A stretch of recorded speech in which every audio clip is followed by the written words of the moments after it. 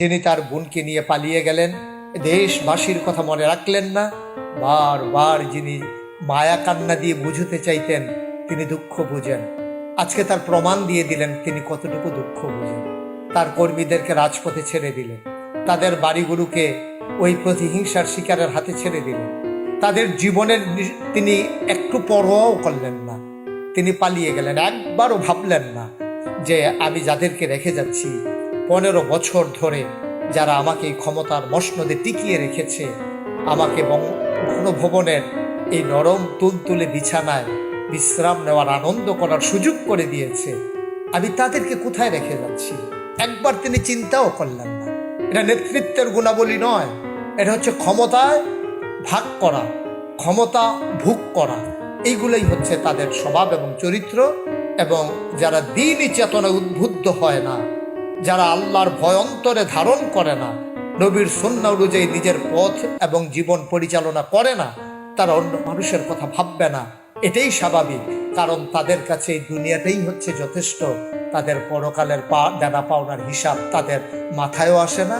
আর ওরা জানে যে কাজ করে গেছি, পরকাল আমাদের জন্য কুসুমাস্তীর্ণ হবে না, পরকাল হবে কণ্টকাকীর্ণ, কাঁটা বেছানো এবং শাস্তির। এজন্য তারা দুনিয়াতে যতদিন বেঁচে থাকতে পারে এটাকেই নিজেদের জীবনের সার্থকতা মনে করে। এ থেকে সবাইকে শিক্ষা নিতে হবে, সবাইকে শিক্ষা নিতে হবে। আমরা কাদের পিছনে এতদিন দৌড়ালাম? যারা আমাদেরকে বিপদের মুখে ফেলে যারা চলে যায় দৌড়ে দৌড়ে, এই মানুষগুলো আর কতটুকুনি বা আনন্দে আছে, কতটুকুনি বা ভালো আছে, কতটুকুই বা মনুষ্যত্বের পরিচয় দিল? এটা আজকে বিশাল বড় দেখার। আপনারা জানেন দেশ আজকে আনন্দে ভাসছে, দেশের মানুষ আজকে আবেগে আপ্লুত। আপনারা জানেন হৃদয়ের রক্তক্ষরণ মুছে গিয়ে আজকে হৃদয়ের মাঝে আনন্দের হিল্লুল বয়ে যাচ্ছে। এই পৃথিবীর মানুষ অবাক বিস্ময়ে তাকিয়ে দেখেছে বাংলাদেশের যুব সমাজ কেমন করে রক্তিম সূর্যটাকে ছিনিয়ে এনে আমাদের ঘরের ভেতরে সেই কুড়ে গড়ে বন্দি করে নিতে পারে, বিজয়ের স্বাদ কেমন করে মানুষের অন্তরে দিয়ে দিতে পারে।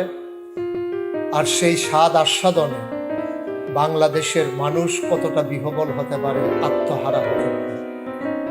শুরুতেই আমি সেই সমস্ত সুহাদায়ে কিরামের আত্মার মাগফিরাত কামনা করছি, যারা এই রক্তিম সূর্যটিকে দ্বিতীয়বারের মতো 56,000 বর্গমাইলের এই বাংলাদেশের মানুষকে স্বাধীনতার আস্বাদ দিতে গিয়ে তারা জীবনের একটা মানুষের সবচেয়ে প্রিয় যে জিনিসটি জীবন, সেই জীবন যারা বিলিয়ে দিয়েছে, আমি তাদের মাগফিরাত কামনা করছি এবং আল্লাহর দরবারে প্রাণ ভরে দোয়া করছি আল্লাহ তাবারক ওয়া তাআলা যেন তাদের এই মৃত্যুকে শহীদের মর্যাদা আল্লাহ দান করেন এবং জান্নাতের ভিতরে উচ্চ মাকাম তাদেরকে দান করেন।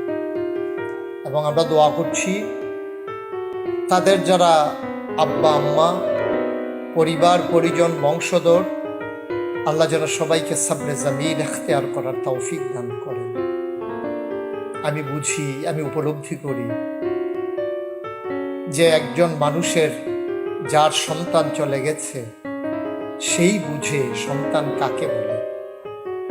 আমি যখন আবু সাঈদের লাশ দেখেছিলাম, আমি মনে মনে চিন্তা করেছিলাম এই লাশটা হয়তোবা আমার ছেলে যে ইউনিভার্সিটিতে পড়ে, আন্দোলনে যে সামিল ছিল, মিসবাহ ফয়েজির লাশও হতে পারত।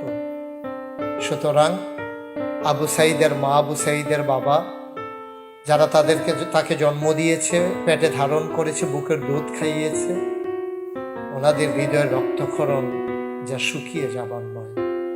পৃথিবীর কোনো ঔষধ আবিষ্কার হয় নাই যে ঔষধ তাদের উপশম করতে পারে। আল্লাহ তাবারক ওয়া তাআলা তাদেরকে যেন সবর ইখতিয়ার করার তৌফিক দান করেন। তারা যেন গর্ব করে বলতে পারেন আমি একজন শহীদের বাবা, আমি একজন শহীদের মা। কতভাবেই তো মানুষ মারা যায়, আপনাদের সন্তান, যাদের সন্তান হারালেন তারা ভাগ্যবান, তারা জাতির বীর পুরুষ। তাদের ঔরসে এমন সন্তান জন্ম দিয়েছেন, তাদের গর্ভে এমন সন্তান ধারণ করেছেন যারা আজকে জাতির বীর পুরুষ হিসেবে বিবেচিত হয়েছে।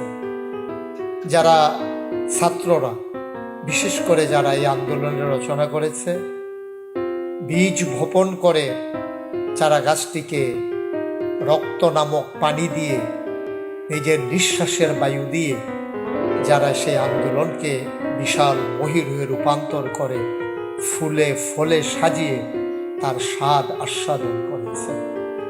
আমরা দেশবাসী কনফিউজ ছিলাম যে জালিম সরকার কোনোভাবেই তারা ছাত্রদের এই দাবিকে মেনে নিয়ে ছাত্রদের সাথে একাত্মতা ঘোষণা করবে কিনা, কারণ জালেম সবসময় জুলুম করতেই পছন্দ করে। আমরা দেখলাম আল্লাহ তাবারক তাআলা তাদেরকে ভয়ে হোক, কারণে কারণে হোক, যেভাবেই হোক, আল্লাহ জগদ্দল পাথরের হাত থেকে জাতিকে মুক্তি দিয়েছেন, যার পুরোপুরি ক্রেডিট, যার সম্পূর্ণ কৃতিত্ব আমার এই বাংলাদেশের ছাত্র সমাজের, যারা আমাদের গর্ব, যারা আমাদের অহংকার। আমি সুস্থতা কামনা করছি ওই সমস্ত ছেলেদের যারা এই আন্দোলনকে ত্বরান্বিত করতে গিয়ে কেউ চোখ দিয়েছেন, কেউ হাত দিয়েছেন, কেউ পা দিয়েছেন, কেউ তার পিঠের চামড়া দিয়েছেন, কেউ তার পঙ্গুত্ব বরণ করে নিয়েছেন। আমরা দোয়া করি আল্লাহ তাবারক তাআলা অতি দ্রুত তাদেরকে যেন সুস্থতা দান করেন, এবং আমরা আশাবাদ ব্যক্ত করি যারা জেল প্রকোষ্ঠে আছেন ওরা যেন দ্রুততার সাথে বের হয়ে এসে আমাদের সাথে একই কাতারে তারাও যেন স্বাধীনতার স্বাদ আস্বাদন করতে পারেন। আমি ধন্যবাদ জানাই সেই সমস্ত শিক্ষকদেরকে যারা ছাত্রদের পাশে এসে এক কাতারে দাঁড়িয়েছেন। আমি সম্মানিত অভিভাবক যারা যারা তার সন্তানকে মাথায় জাতীয় পতাকা বেঁধে তার ভিতরে শুকনো খাবার তার হাতে দিয়ে সন্তানকে রণসাজে সাজিয়ে যে সমস্ত মায়েরা তার বীর যোদ্ধা সন্তানদেরকে রণাঙ্গনে পাঠিয়ে দিয়েছে।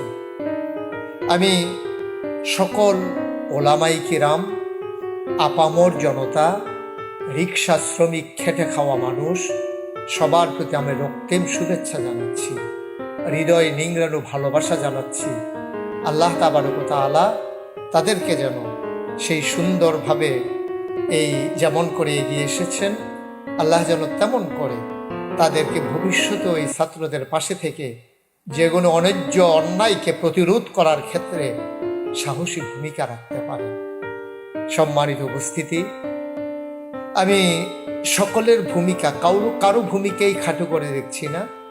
বাংলাদেশের পুলিশের মাঝে দুই একজন যেমন বাড়াবাড়ি করেছেন, আবার আমরা এও দেখেছি মাতৃস্নেহ দিয়ে, পিতৃত্বের বন্ধন দিয়ে অসুস্থ ছেলেটাকে, আহত ছেলেটাকে কাঁধে করে ঘুম পাড়ানো বাচ্চার মতো যারা হাসপাতালের দিকে ছুটে গিয়েছেন। আমি নিজের চোখে দৃশ্য দেখেছি, আমার পুলিশেরা সেই ভূমিকা পালন করেছে।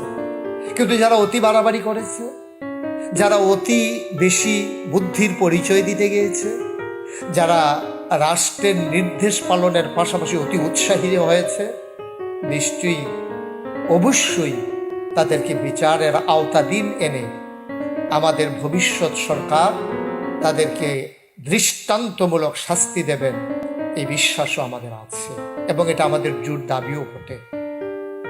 সম্মানিত দেশবাসী, প্রিয় দেশবাসী, এ পর্যায়ে আমরা স্বাধীনতা পেয়েছি, স্বাধীনতার আনন্দ উপভোগ করেছি, মিছিলে মিছিলে রাজপথ কাঁপিয়ে দিয়েছি, আমরা সুন্দর করে তার স্বাদ আস্বাদন করেছি। আমি দেখেছি নিজের চোখে, আমি যেহেতু তখন কুমিল্লা শহরে ছিলাম, আমি দেখেছি কুমিল্লা শহর কেমন করে মিছিলের শহরে পরিণত হয়েছিল, কুমিল্লা শহর কেমন করে লোকে লোকারণ্য হয়েছিল। পিচ ঢালা পথগুলো হারিয়ে গিয়েছিল মানুষের ভিড়ে। দোকানপাট থেকে শুরু করে সকল ঘরানার মানুষ, যেমন করে পুরুষ মহিলা, ছোট্ট শিশু থেকে শুরু করে আনন্দ উচ্ছ্বাস নিয়ে রাস্তায় বের হয়ে এসেছে। আমরা যেহেতু এখনো এই বিজয়ের আনন্দের মাঝে আছি, সেখানে কিন্তু আমাদের একটা কথা মনে রাখতে হবে, এই বিজয়কে ধরে রাখার জন্য আমাদের কি করণীয় সে সম্পর্কেই মূলত আমি লাইভে এসেছি। বিজয় অর্জন করা সহজ, কিন্তু বিজয়ের সুফল ঘরে তোলা এটা কিন্তু নিশ্চিতভাবেই কঠিন। আমরা রাসূল সাল্লাল্লাহু আলাইহি সাল্লামের জীবনীতে দেখেছি, উনি যখন কোনো যুদ্ধের ময়দান থেকে ফিরে আসতেন বিজয়ীর বেশে, তখন সবাইকে বলতেন, তোমার রণসাজ খুলবে না, তোমরা অপেক্ষায় থাকো, কারণ বাতিল শক্তি যে কোনো সময় আবার আমাদের উপরে ঝাঁপিয়ে পড়তে পারে। সুতরাং আজকে যারা আমরা নিশ্চিত বিজয় পেয়ে গেলাম, আমরা কিন্তু রণসাজ আমাদের খুলব না, আমরা কিন্তু রণাঙ্গন ছেড়ে পালাবো না, যেটা ইতিমধ্যে আমাদের ছেলেরা শুরু করে দিয়েছে। রণাঙ্গন ওরা ছেড়ে দেয়নি, পিচ ঢালা পথ তাদের আপন নিবাস হিসেবেই তারা যেন গড়ে তুলে নিয়েছে। সুতরাং আমি মনে করি যে এই পর্যায়ে আমাদের কিছু করণীয় আছে। করণীয়গুলো যদি আমি এভাবে চিহ্নিত করতে চাই, আল্লাহ রাব্বুল আলামিন আমাদেরকে বিজয়ের পরে কি করণীয় দিয়েছেন এ ব্যাপারে গোটা একটা সূরাই নাজিল করে দিয়েছেন, যেখানে আল্লাহ তাবারক ওয়া তাআলা বলেছেন যে ইজা জাআ নাসরুল্লাহি ওয়াল ফাত ওয়া রাআইতান নাসা ইয়াদখুলুনা ফি দীনিল্লাহি আফওয়াজা ফাসাব্বিহ বিহামদি রাব্বিকা ওয়াস্তাগফির। নির্ধারণ করে দিয়েছেন সুস্পষ্টভাবে, যখন বিজয়ী হবা দলে দলে লোক আসবে, কিন্তু মনে রাখতে হবে এই বিজয়ের ক্ষেত্রে মহান প্রভুর দান। সুতরাং ফাসাব্বিহ বিহামদি রাব্বিকা ওয়াস্তাগফির, প্রশংসা করবে আল্লাহ এবং তাসবিহ পাঠ করবে আল্লাহ এবং আল্লাহর দরবারে ক্ষমা প্রার্থনা করবে। আমরা আজকে আলহামদুলিল্লাহ আলহামদুলিল্লাহ আলহামদুলিল্লাহ আল্লাহর তাসবিহ পাঠ করে নিলাম, আল্লাহর প্রশংসা করছি এবং আমরা আল্লাহর দরবারে তাওবা করছি, ইস্তিগফার করছি যে আল্লাহ তাবারক ওয়া তাআলা যেন আমাদের আস্তাগফিরুল্লাহ আস্তাগফিরুল্লাহ আস্তাগফিরুল্লাহ, আল্লাহ তাবারক ওয়া তাআলা এই বিজয়ের ক্ষেত্রে আমাদের কোনো বাড়াবাড়িকে, আমাদের কোনো কাজকে যেন অপছন্দ করে না দেন। আল্লাহ যেন আমাদের ভুল ত্রুটিগুলো ক্ষমা করে দেন। সম্মানিত দেশবাসী, যারা শুনছেন, আমার সাথে যারা সংযুক্ত আছেন, এক্ষেত্রে আমরা যেটা আল্লাহ নির্দেশ দিয়েছেন এটা করব। 2 নম্বর, আল্লাহ রাসূল সাল্লাল্লাহু আলাইহি সাল্লাম মক্কা বিজয়ের পরে যেমন করে তিনি সাধারণ ক্ষমা ঘোষণা করেছিলেন যারা বাড়াবাড়ি করবে না তাদের ক্ষেত্রে, কিন্তু যারা অস্ত্র ধরবে, যারা নিজের গোড়ামির উপরে অটল থাকবে, যারা তাদের নেত্রী পালিয়ে যাওয়ার পরেও যিনি কর্মীদের কোনো চিন্তাও করেননি, অনুসারীদের কোনো চিন্তাও করেননি, দেশবাসীর কোনো চিন্তাও করেননি যে মানুষগুলোকে আমি কোথায় রেখে যাচ্ছি, যিনি তার বোনকে নিয়ে পালিয়ে গেলেন, দেশবাসীর কথা মনে রাখলেন না, বারবার যিনি মায়া কান্না দিয়ে বুঝতে চাইতেন তিনি দুঃখ বুঝেন, আজকে তার প্রমাণ দিয়ে দিলেন তিনি কতটুকু দুঃখ বুঝেন। তার কর্মীদেরকে রাজপথে ছেড়ে দিলেন, তাদের বাড়িগুলোকে ওই প্রতিহিংসার শিকারের হাতে ছেড়ে দিলেন, তাদের জীবনের তিনি একটু পরোয়াও করলেন না, তিনি পালিয়ে গেলেন। একবারও ভাবলেন না যে আমি যাদেরকে রেখে যাচ্ছি 15 বছর ধরে, যারা আমাকে ক্ষমতার মসনদে টিকিয়ে রেখেছে, আমাকে গণভবনের এই নরম তুলতুলে বিছানায় বিশ্রাম নেওয়ার, আনন্দ করার সুযোগ করে দিয়েছে, আমি তাদেরকে কোথায় রেখে যাচ্ছি একবার তিনি চিন্তাও করলেন না। এটা নেতৃত্বের গুণাবলী নয়, এটা হচ্ছে ক্ষমতায় ভাগ করা, ক্ষমতা ভোগ করা, এইগুলোই হচ্ছে তাদের স্বভাব এবং চরিত্র। এবং যারা দ্বীনি চেতনায় উদ্বুদ্ধ হয় না, যারা আল্লাহর ভয় অন্তরে ধারণ করে না, নবীর সুন্নাহ অনুযায়ী নিজের পথ এবং জীবন পরিচালনা করে না, তারা অন্য মানুষের কথা ভাববে না, এটাই স্বাভাবিক। কারণ তাদের কাছে এই দুনিয়াটাই হচ্ছে যথেষ্ট, তাদের পরকালের দেনা পাওনার হিসাব তাদের মাথায়ও আসে না। আর ওরা জানে যে কাজ করে গেছি, পরকাল আমাদের জন্য কুসুমাস্তীর্ণ হবে না, পরকাল হবে কণ্টকাকীর্ণ, কাঁটা বেছানো এবং শাস্তির। এজন্য তারা দুনিয়াতে যতদিন বেঁচে থাকতে পারে এটাকেই নিজেদের জীবনের সার্থকতা মনে করে। এ থেকে সবাইকে শিক্ষা নিতে হবে, সবাইকে শিক্ষা নিতে হবে। আমরা কাদের পিছনে এতদিন দৌড়ালাম, যারা আমাদেরকে বিপদের মুখে ফেলে যারা চলে যায় দৌড়ে দৌড়ে, এই মানুষগুলো আর কতটুকুনি বা আনন্দে আছে, কতটুকুনি বা ভালো আছে, কতটুকুই বা মনুষ্যত্বের পরিচয় দিল, এটা আজকে বিশাল বড় দেখার বিষয়। সম্মানিত দর্শক শ্রোতা যারা শুনছেন এবং আমাকে যারা দেখছেন, আমাদের সবর এখতিয়ার করতে হবে। যা যাবার তা তো চলেই গেল। সামনের দিনগুলোকে সুন্দর করে নিয়ে যাওয়ার জন্যে আমরা অবশ্যই আমাদের এই সুন্দর জীবনকে আমরা সবর এখতিয়ার করে আমরা ভবিষ্যৎ বিনির্মাণে, কাগজে পত্রে নয় প্রকৃত অর্থে সোনার বাংলা বিনির্মাণে আমরা এক একজন অতন্ত্র প্রহরী হব, এক একজন সৈনিক হব এই রাষ্ট্র বিনির্মাণে ইনশাআল্লাহ। রাষ্ট্রীয় সম্পদ এগুলো আমার সম্পদ, আপনার সম্পদ, আমার আপনার ট্যাক্সের টাকায়, গরিবের রক্তের টাকায়, রিক্সা চালানোর প্যাডেল ঘোরানোর টাকায়, আমাদের সকলের টাকায় এই রাষ্ট্রীয় সম্পদগুলোর বিশাল প্রাসাদগুলো তৈরি হয়েছে। সুতরাং কেউ যাবে কেউ আসবে, কিন্তু এর মানে এ ভবনগুলোকে ধ্বংস করে দেয়া নয়। আমি বিনয়ের সাথে অনুরোধ করব, যতটুকুন হয়েছে যথেষ্ট হয়েছে, আমরা এই কাজটা আর করবো না। আমরা সবাই মিলে শুধু করবো না এটাই নয়, আমরা সিদ্ধান্ত নিতে হবে কাউকে করতে দেবও না। কারণ কেউ যদি একবার বলে ফেলে তোমরা আর ভালো কোত্থেকে, মাত্র একজন গেল তোমরা সম্পদ নিয়ে কাড়াকাড়ি শুরু করে দিয়েছ, তোমরা ক্ষমতায় আসলে তাইলে আর চাইতে না জানি আরো বেশি কিছু করবে। এই কথাটা আমাদের জন্য, এই তকমাটা আমাদের গায়ের সাথে মাখিয়ে নেওয়া, এই কাদাটা আমাদের চরিত্রের সাথে মিশিয়ে নেওয়া কখনোই আমাদের উচিত হবে না, এটা একেবারেই অনুচিত। সুতরাং আমি বিশ্বাস করি যে যারা সুকুমার বৃত্তি লালন করেন, যাদের অন্তরের ছিটে ফোটা হলেও দেশপ্রেম আছে, পরকালের চিন্তা আছে, আল্লাহর ভয় আছে, তারা কখনো রাষ্ট্রীয় সম্পদ লুণ্ঠন করতে পারেন না, নিজের ঘরে নিতে পারেন না এবং আগুন ধরাতে পারেন না। যারা ঘরে নিয়েছেন, যারা রেখেছেন, এটা সম্পূর্ণ হারাম মাল। ঘুষের টাকা যেমন হারাম, সুদের টাকা যেমন হারাম, চুরি ডাকাতির টাকা যেমন হারাম, এই লুণ্ঠন করে যারা রাষ্ট্রীয় সম্পদ দিয়েছেন ঠিক তেমন হারাম।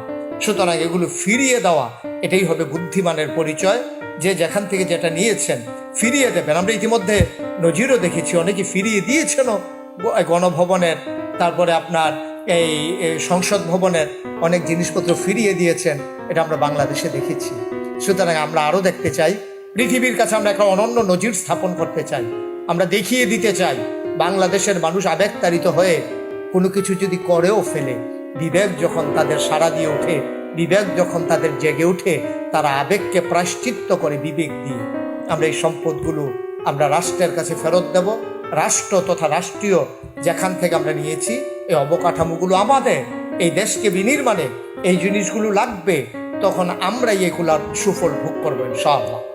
ভবিষ্যতে আমাদেরকে শিক্ষা গ্রহণ করতে হবে, কেউ যেন আবারও বলতে না পারে যে তোমরা তো এমনই। আমরা সেই শিক্ষা দিয়ে আমাদের পথ চলাকে এগিয়ে নিয়ে যাবো ইনশাআল্লাহ।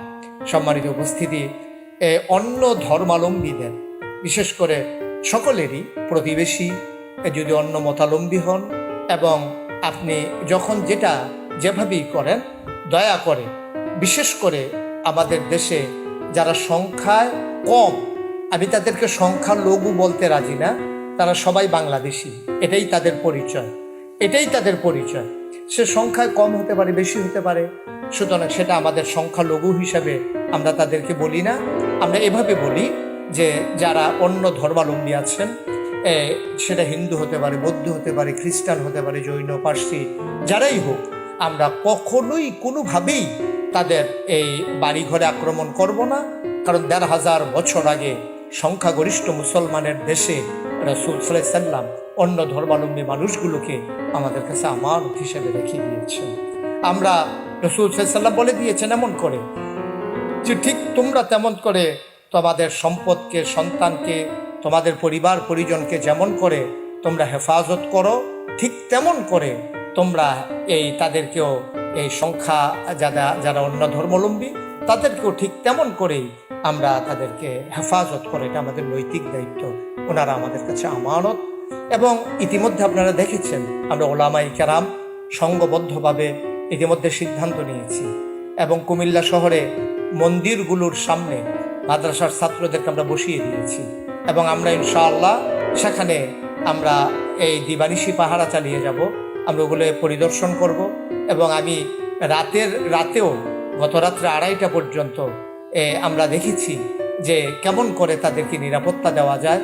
আমি বিভিন্ন লোকজনের সাথে কথা বলেছি, আমরা তাদেরকে এই ওলামাই কেরামদের পক্ষ থেকে এনশিওর করেছি যে তারা মায়ের কোলে শিশু যেমন থাকে, গভীর পানির ভিতরে মাছ যেমন থাকে, আকাশে যেমন বিচরণ করে পাখি আনন্দে, ঠিক এই বাংলাদেশে অন্য ধর্মাবলম্বী যারা সংখ্যায় কম যারা বাস করবে তারা ঠিক তেমনই থাকবে ইনশাআল্লাহ। এটা আমাদের নৈতিক দায়িত্ব, এটা আমাদের কাছে আমার। বিশেষ করে ছাত্রদেরকে এখন এই দেশ বিনির্মাণে যারা যে ভূমিকা রেখেছে, এ পর্যায়ে ছাত্রদেরকে এই দেশ এবং জাতির ভবিষ্যৎ বিনির্মাণে তাদেরকে স্বশিক্ষায় শিক্ষিত হওয়া লাগবে। নৈতিক জ্ঞানে তাদেরকে উন্নতর চরম শিখরে আরোহণ করা যাবে। নৈতিকতা বিবর্জিত কোনো শিক্ষা আমরা চাই না। সময় মতো ইনশাআল্লাহ এই জাতিকে ধ্বংস করার যে পাঠ্যক্রম, এই পাঠ্যক্রমকে পরিবর্তনের জন্য আমরা ভূমিকা রাখবো ইনশাআল্লাহ। সকল ওলামায়, সকল ঘরানার ওলামাই কেরাম আমরা এই ব্যাপারে ঐক্যমত্য যে এই শিক্ষাকে ধ্বংস করে দিয়ে জাতিকে ধ্বংসের যে পায়তারা হয়েছে, শিক্ষাকে ঢেলে সাজানো হবে। কিন্তু আমরা আমাদের যারা ছাত্র আছে, তোমরা তোমাদের পড়ার টেবিলে বেশি বেশি করে যে সময়টুকুন লস হয়ে গেল রাষ্ট্র বিনির্মাণ করতে গিয়ে, সেই সময়টুকুন এখন পড়ার টেবিলে কাজে লাগিয়ে নিজেদেরকে, কারণ এই সচিব তোমাদের মাঝ থেকেই হবে, ডাক্তার ইঞ্জিনিয়ার তোমাদের মাঝ থেকেই হবে, মসজিদের মেম্বারগুলোতে কণ্ঠ উচ্চকিত করে কথা বলবে তোমরাই, ওয়াজের ময়দানগুলোকে কাঁপিয়ে দেবে তোমরাই। সুতরাং শিক্ষা যদি না থাকে তোমরা এই গুরুদায়িত্ব পালন করতে পারবে না। এজন্য তোমাদেরকে জ্ঞানের আধারে নিজেদেরকে গৌরবান্বিত এক একজন নাগরিক হিসেবে তৈরি করে নিতে হবে। রেমিটেন্স যোদ্ধাদেরকে নানানভাবে বলা হয়েছে ওরা যেন টাকা পয়সা দেশে না পাঠায়। এই কথাগুলো তখন ছিল ঔষধের মতো। রোগীকে বাঁচানোর জন্য, বাংলাদেশ নামক অসুস্থ দেশটাকে বাঁচানোর জন্য তখন পথ্য দেওয়া ছিল অতীব কষ্টের। কারণ পথ্য দিলে রুগী বেঁচে যেত, কোনো মতে শুধু জীবনটা বাঁচিয়ে রাখা, তখন তাকে ভিটামিন দেওয়ার সুযোগ সময় ছিল না। তখন রাষ্ট্র মেরামতের জন্য তাদের ভাগ্যে এই কালিমা লেপন করার জন্যে রেমিটেন্স বন্ধ করে দেওয়া ছিল তখন জরুরি। আর এখন যেহেতু দেশ স্বাধীন হয়েছে, এখন বেশি বেশি কষ্ট করে রেমিটেন্স পাঠাই দেওয়া, অতি দ্রুত পাঠাই দেওয়া, আটকে না রাখা, এটাই দেশের জন্য এখন খুব বেশি জরুরি। এরকম কোরামিনের কাজ দেবে ইনশাআল্লাহ। এই ইঞ্জেকশন দিয়ে রুগীকে বাঁচিয়ে রাখতে হবে। মৃত্যুর প্রাককালে শেষ ইঞ্জেকশনটা দিয়ে যেমন করে রুগীকে বাঁচিয়ে রাখে, আজকে আমার বিদেশে যারা অবস্থান করছে, শুভানুদায়ী শুভাকাঙ্ক্ষী যারা দেশের মানুষ, দেশকে ভালোবাসে, আপনাদেরকে বিনীত অনুরোধ, আপনারা আপনাদের কষ্টার্জিত টাকাগুলো বৈধ পথে আপনারা পাঠিয়ে দেন। এখন আর আপনাদের টাকা দিয়ে কেউ কানাডাতে বাড়ি করবে না। এখন আপনাদের টাকা দিয়ে আমেরিকাতে কেউ বাড়ি কিনবে না। এখন আপনাদের টাকা দিয়ে 5 লক্ষ টাকা দিয়া কেউ আর জানালার পর্দা লাগাবে না। এখন আপনাদের টাকায় একটা বালিশের দাম আর 75,000 টাকা হবে না। এখন আপনাদের টাকা দিয়ে দেশ বিনির্মাণ হবে, বাংলাদেশের রিজার্ভ শক্তিশালী হবে এবং বাংলাদেশের অর্থনীতির মেরুদণ্ড যা বাঁকা করে দিয়েছিল এই জালেম সরকার, সেই জালেম সরকারের বাঁকা করে দেওয়া মেরুদণ্ড এই বাংলাদেশ সোজা করে দাঁড়ানোতে আপনাদের বিশাল ভূমিকা। আমি বলেছি গাড়ি চালাতে যেমন তৈল লাগে, মানুষ দেহ চালাইতে যেমন রক্ত লাগে, আর বাংলাদেশ নামক অর্থনীতির চাকাটা চালাতে রেমিটেন্স লাগে। আপনাদের এই রেমিটেন্স পাঠিয়ে দেবেন এখন সম্পূর্ণ বৈধ পথে আপনারা পাঠান, ব্যাংকিং চ্যানেলে পাঠান। তাহলে এই টাকার এই সরকারের রিজার্ভ ইনশাআল্লাহ শক্তিশালী হবে। সেনাবাহিনীকে আমি বলবো যে আপনারা বিশাল ভূমিকা রাখুন। এই নৈরাজ্যকর পরিস্থিতি থেকে আপনারা নিজেদের দেশপ্রেম আপনারা প্রমাণ দেন। আপনারা সুন্দর করে দাঁড়িয়ে যান সকল স্থাপনার সামনে, বুঝিয়ে দেন, মাইকিংয়ের ব্যবস্থা করুন, ওলামাই কেরামদেরকে প্রয়োজনে ডেকে নিয়ে তাদের সাথে তাদের মাধ্যমে কথা বলান, যারা বাংলাদেশের সুকুমার বৃত্তি লালন করেন, যাদের কথা মানুষ শুনে, তাদের ক্ষেত্রে পরামর্শ নিয়ে আমি বিশ্বাস করি আমার সেনাবাহিনী যদি জনগণের পাশে দাঁড়ায়, যারা দুর্বৃত্তায়ন করছে, যারা নৈরাজ্য করছে, লোভীর পরিচয় দিচ্ছে, তাদেরকে সংযত করা আমাদের জন্য খুব কঠিন বিষয় হবে না। আইন শৃঙ্খলা রক্ষা করার ক্ষেত্রে র্যাব, পুলিশ, গোয়েন্দা সবাই মিলে ভূমিকা রাখতে হবে। যারা বাড়াবাড়ি করেছেন তারা স্বাভাবিকভাবেই সাবধানে থাকাই জরুরি। আর বাকি সবাই মিলে দেশপ্রেম যাদের ভিতরে আছে, আমরা সবাই মিলে পুলিশ, র্যাব, গোয়েন্দা, আমাদের সেনাবাহিনী, আমাদের আপামর জনতা, রিক্সা শ্রমিক, খেটে খাওয়া পুরুষ মহিলা, ছেলে বুড়ো, আবাল বৃদ্ধা বনিতা, আলে মোলামা, পীর মাশায়েখ, মুরিদ, আর সকলে মিলে আমরা এই দেশকে বিনির্মাণে এগিয়ে আসব। সবাই আমরা এই সুন্দর দেশের আমরা অপেক্ষায় আছি, যেদিন সোনালী সূর্য পূর্ব আকাশে উদিত হবে সমস্ত আকাশ জুড়ে, মেঘগুলো যখন কেটে যাবে, দক্ষিণের আনন্দের হিল্ল বাতাস যখন আমাদের গা সুশীতল করে দেবে, কলিগুলো যখন ফুটে উঠবে আপন মহিমায়, মহান প্রভু যখন আমাদের উপরে কল্যাণ বহিয়ে দেবেন, যেমন করে একেবারে ভঙ্গুর আফগানিস্তান সামান্য সময়ের ব্যবধানে মাথা উঁচু করে দাঁড়িয়েছে। আমার বাংলা, আমার 56,000 বর্গ মাইলের বাংলা, আমার 18 কোটি মানুষের বাংলা, আমার মসজিদের বাংলা, আমার মাদ্রাসার বাংলা, আমার এই দেশের সকল প্রতিষ্ঠানের এবং সকল ঘরানার মানুষের এই প্রাণপ্রিয় সংগঠন বাংলাদেশ, এটা স্বমহিমায় সৌজ্জ্বলে জেগে উঠবে, মাথা উঁচু করে দাঁড়াবে বিশ্বের বুকে। অর্থনীতিতে আমরা হব একটা পরাশক্তি, আমরা হব দ্বীনি চেতনায় উদ্বুদ্ধ, কথা বলবো প্রাণ খুলে, মন উজাড় করে দিয়ে, আর আমরা এই দেশ বিনির্মাণে এগিয়ে আসব এক একজন দ্বীনের প্রহরী হয়ে। দেশ বিনির্মাণে এক একজন সৈনিকের ভূমিকা পালন করে আমরা ইনশাল্লাহ দেশকে এগিয়ে নিয়ে যাব। সবাই ভালো থাকবেন, সবাই সুন্দর থাকবেন। দেখা হবে কোনো এক ময়দানে, কথা হবে কোনো এক মাহফিলে, অথবা আবার সোশ্যাল মিডিয়ার সুবাদে লাইভে আসবো আপনাদেরই সাথে। এবং সেই পর্যন্ত আমরা সবাই ভালো থাকি, দেশ বিনির্মাণে এগিয়ে আসি এবং সবাই মিলে জানিয়ে দিই, যেমন করে আগেও বারবার জানিয়েছিলাম, আমরা ছিলাম, আমরা আছি, আমরাই থাকবো ইনশাআল্লাহ। যারা লাইভে সংযুক্ত ছিলেন আমি সবাইকে ধন্যবাদ জানাচ্ছি এবং কৃতজ্ঞতা জানাচ্ছি, এবং শেয়ার করে আপনারা এটা পুরা বিশ্ববাসীর কাছে পৌঁছে দেবেন, এটা আমার বিনয়ের সাথে অনুরোধ। একথাগুলো সবাই শুনুক, সবাই জানুক, যারা শুনে নাই, যারা দেখে নাই। সবাইকে রক্তিম শুভেচ্ছা, আবারও উষ্ণ অভিনন্দন। আসসালামু আলাইকুম ওয়া রাহমাতুল্লাহি ওয়া বারাকাতুহু।